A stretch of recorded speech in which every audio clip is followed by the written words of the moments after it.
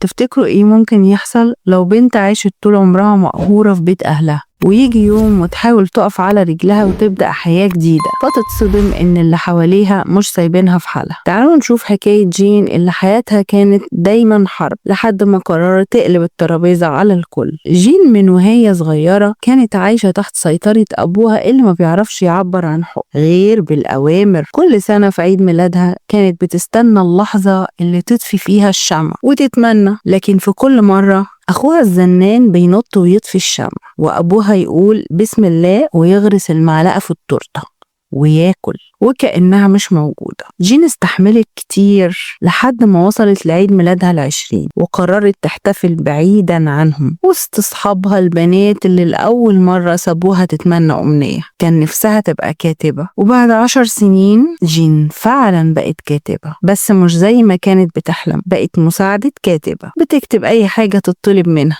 إعلانات، مسلسلات، سيت كوم، أي حاجة، المهم تشتغل عشان تحقق حلمها الكبير. بعد 3 شهور متواصلين راحت لرئيستها وطلبت أجازة. الست ما كانتش تعرف عنها حاجة أصلا. جين رجعت بيتها اللي عايشة فيه مع أخوها، لقت البيت مكركب كالعادة. بدأت تنظف وتغسل لحد ما سمعت صوت غريب. لقت أخوها في أوضة نومه مع بنت. جريت وهي مصدومة، لكنه جري وراها وقال لها استني، انت فاهمة غلط، وقدم لها البنت، دي مراتي. جين كانت هتتجنن، صرخت فيه وقالت له انت فاشل ومش نافع، وافتكرت ان ده تاني صدمة بعد ما عرفت انها خلاص داخلة على 30 ولسه لوحدها. المفاجأة التانية، اخوها اتجوز من 4 شهور عشان مراته حامل. المصيبة الاكبر ان ابوهم جه وقال كلكم لازم تعيشوا في نفس البيت، بيت انا اللي شارياه. وده كان ضد رغبة جين واخوها اللي دايما بينهم مشاكل. جين اتقهرت وراحت تشتكي لصاحبتها ياسو. شخصيتها كانت قوية جدا وقالت لها البيت ده من حقك، انت اللي بتصرفي عليه. بس جين قالت لها ان البيت باسم اخوها ومفيش حل غير انها تمشي. في اللحظة دي وفي نفس الكافيه اللي كانوا قاعدين فيه كان في شاب اسمه نام بيتخانق مع صاحب البيت. الشاب ساكن معاه في البيت بس ما بيرميش الزبالة، فنام طرده. صاحبه جون قال له مفيش حد بيكمل معاك شهر واحد، ونام رد عليه أنا عندي شروط بسيطة بس الناس فوضويين. في نفس الليلة جين قررت تروح تقول لأبوها إن البيت من حقها، بس قبل ما تنطق مرات أخوها قالت إنها حامل في ولد. أبوهم طار من الفرحة ونسي جين. جين راحت مع صاحبتها سو تسهر بدل ما ترجع البيت. سو قالت لها مش هتشوفي حبيبك كيت؟ جين قالت مش هكلمه تاني، ما بيهتمش بيا. لكن أول ما شافته راحت له كالعادة. رجعت جين البيت لقيت أمها مستنياها جايبه لها أكلة بتحبها وبتقول لها عيد ميلاد سعيد يا بنتي. أمها كانت محوشة فلوس من ورا أبوها واديتها لها علشان تدور على شقة تانية وتبعد عن البيت ده. جين قررت تاخد خطوة وتدور على شقة. راحت البنك عشان تاخد كارد، رفضوه لأنها مش موظفة مستقرة. فضلت تدور وتدور وتدور، بس كل الشقق كانت زبالة حرفيا. في الوقت ده نام في شركته قرر يمشي من الاجتماع بدري عشان يأكل القط بتاعه. كل الناس استغربوا، لكنه قال لما الاقي حد يساعدني ويأكل القطة ساعتها ممكن اشتغل لحد الصبح. جون قرر يدور له على شريك سكن جديد وللمرة الألف. في يوم جين كانت قاعدة بتاكل نودلز مكتئبة ومحبطة، وفجأة بتجيلها مكالمة من صاحبتها قوة بتقول لها إنها لقت شقة $300. جين طارت من الفرحة ورجعت لها على طول علشان تعرف التفاصيل. المفاجأة الشقة دي في نفس العمارة اللي فيها نام، اللي صاحبه جون كان عارف حبيب هو إن في مكان فاضي. وجين جهزت شنطتها وسابت بيت أخوها من غير ما تبص وراها. حتى لما جابوا تورتة صغيرة عشان يحتفلوا بعيد ميلادها قالت لهم مش الموضوع فيكم، أنا بس مش قادرة أعيش في البيت ده. جين دخلت الشقة ورغم إنها بسيطة وفي حي مش قد كده يعني، لكنها حست إنها لأول مرة حرة. بدأ التواصل بينها وبين نام عن طريق ورق بيكتبوه لبعض، لأنهم ما كانوش بيشوفوا بعض أبدا. هو بيخرج بدري وهي بترجع متأخر. كان في بينهم تواصل صامت بس في نوع من الونس. وفي يوم جين قررت تبعت له أكل عشان تشكره. راحت لشركته بس اللي استلم الأكل كانت السكرتيرة، وافتكرت جين ديليفري. وهي خارجة خبطت في نام واعتذرت ومش من غير ما تعرف ان ده هو نفسه الشخص اللي ساكن معاها. في نفس الليلة جين كان عندها اجتماع مهم مع المخرج والكاتب اللي بتشتغل معاهم، وفي صدفة أغرب من الخيال نام وفريقه كانوا بيحتفلوا في نفس المطعم بإنجاز في شغلهم. جين قعدت مع المخرج اللي بتحبه بقالها 3 سنين وحست إنه ممكن يعترف لها أخيرا بحب،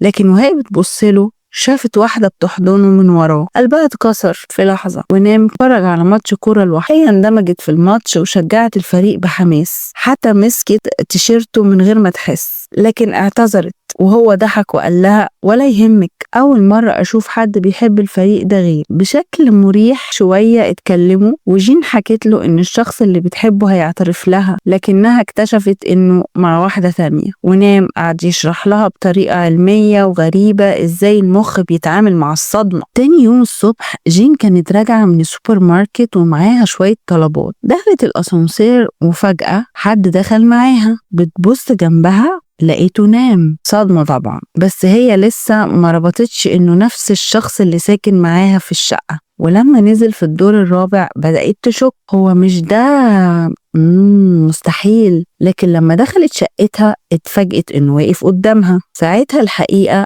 خبطتها في وشها. جين اتصلت بصاحبتها وهي مصدومة، لكنه رد بهدوء مش مشكلة، كانت مفاجأة بس مش مأساة يعني. بعد كام يوم جين استلمت مكالمة عمرها ما كانت تحلم بيها. الرواية اللي كتبتها اتقبلت، بس لما راحت تقابل الفريق المفاجأة المخرج هو نفس الشخص اللي كانت بتحبه واللي قلبها اتكسر عشان. ابتدى الشغل والمخرج بدأ يطلب تغييرات كتير في النص، تغييرات ملهاش أي لازمة. جين كانت بتنفذ وهي ساكتة، لكن كانت كل يوم ترجع تنظف البيت كأنها بتحاول تنظف مشاعرها اللي مكركبة من جوه. نام كان شايف التغيير وسألها انتي متضايقة؟ قالت له لا بس مضغوطة شوية. في يوم جين ركبت الأسانسير مع ست غريبة وطلعت الست دي تبقى أم نام. الأم قلبت الدنيا وقالت كنت نفسي تتجوز مش تعيش مع واحدة. جين حست بإهانة وقررت تمشي من الشقة، لكن قبل ما تمشي جالها تليفون من المخرج وقال لها تعالي الاستوديو. راحت واتفاجئت هناك انهم وافقوا على كل التعديلات اللي ما كانتش مقتنعة بيها، وقررت تبات في الاستوديو.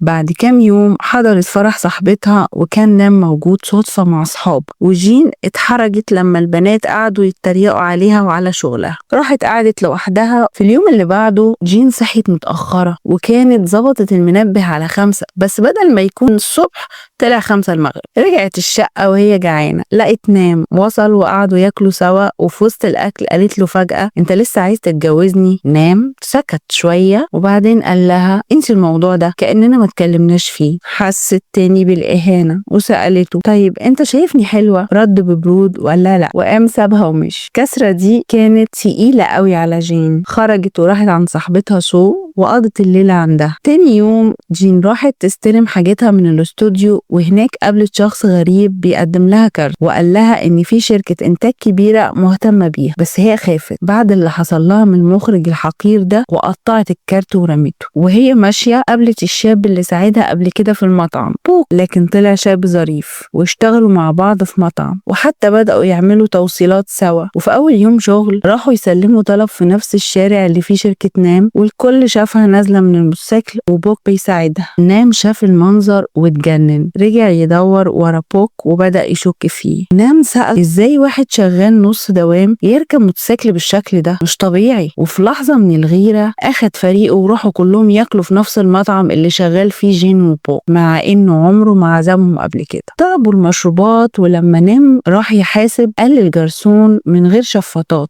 الناس كانت مستغربة بخله، بس عارفين ان ده جزء من شخصيته اللي دايما بتحسب كل حاجة بالملي. بوك ما سكتش وقال له لو فضلت طول حياتك تجمع قروش للقرض مش هتعرف تعيش. والاتنين دخلوا في خناقة كلامية قدام الكل. بعدها بيومين جين كانت قاعدة في محطة الأتوبيس مستنية نام زي ما اتفق، لكنه اتأخر وبوك ظهر وعرض يوصلها فوافقت، لكن نام جه ولقى تليفونها واقع على الأرض. اتجنن أكتر لحد لحد ما لقاها قاعدة مع بوك في مكان هادي، وفجأة بوك طلع مفتاح معدني من الموتوسيكل وبدأ يقرب منها ووشه مش مريح. في اللحظة دي نام خبطه وكسر الموتوسيكل وخد جين وخرج بيها وقال له لو قربت منها تاني مش هرحمك. تاني يوم الشركة اكتشفت ان بوك مش مجرم ولا حاجة من اللي نام كان متخيلها، ده طلع ابن صاحبة المطعم وشافهم يوم فرحهم اصلا. واكتر من كده قال لها انا عارف ان جوازكم كله تمثيل، انا كنت الشاب اللي حضر الفرح وكنت راكب الاتوبيس يومها. بعد اللي حصل جين حست بخجل شديد، ازاي صدقت ان بوك خطر وازاي شكت في نام وهو اللي حماها. الموضوع قلب جامد، رجعت البيت وكل حاجة بقت متلخبطة جواها، بس حاولت تخبي مشاعرها وتكمل حياتها عادي. نام من ناحيته ساب كل حاجة وبقى قاعد سرحان مش قادر ينسى الموقف ولا كل لحظة عاشها معاها من غير ما يحس. في يوم كانت قاعدة في أوضتها جات لها مكالمة من شركة الإنتاج الكبيرة، قالت لهم أنا خلاص مش بكتب تاني، مش مهتمة بالشغل. لكن اللي كلمها طلعت بارك مديرة الشركة، واللي طلع إنها كانت حبيبة نام زمان وفقدت ابنها منه بسبب الإقهار. يعني جين متجوزة شكليا من راجل ولسه بيحب واحدة تانية. في ليلة جين بتشوف نام واقف مع بار وبيتكلموا عن الماضي. بدأ الشك يدخل قلبها طبعا ولسانها بيقول لها أنا بحبك بس أنت واضح إنك لسه بتحبها، بس قلبها ما كانش قادر ينطق الكلمة. تاني يوم في وسط حالة من الهدوء الخادع قالت له أنا عايزة أتطلق.